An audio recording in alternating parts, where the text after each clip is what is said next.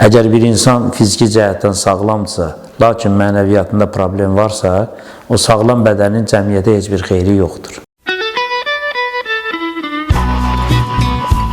Sağlam bədəndən daha vacib olan nədir? Bəzən insanlar xəstə deyirlər, amma sağlam da deyirlər. Sizin üçün sağlamlıq nədir? Xəstəlik sadəcə diaqnozdur. Bəs sağlamlıq nədir? O da sadəcə analiz cavabıdır, yoxsa gündəlik həyat keyfiyyətidir? Dünyada hər şey nisbi olduğu kimi, sağlamlıqla da xəstəlik yaratında elə bir ciddi sərhəd yoxdur.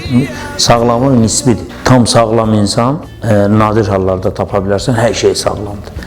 İnsan bədənini axtarsan, istənilən bir yerde xırda da olsa bir nöqsan var.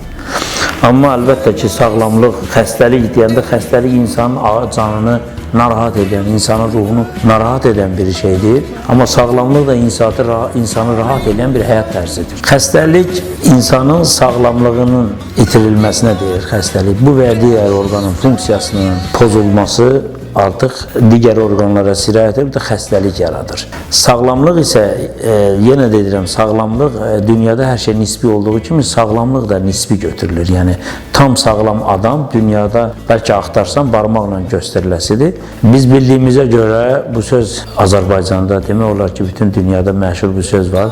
Sağlam bədəndə sağlam ruh olur. Lakin bəzənlər sağlam bədəndə sağlam ruh da olmaya bilər. Məncə sağlam bədən olan insanın gələn mənəviyyatı da, daxili aləmi də onun sağlamlığına uyğun olsun.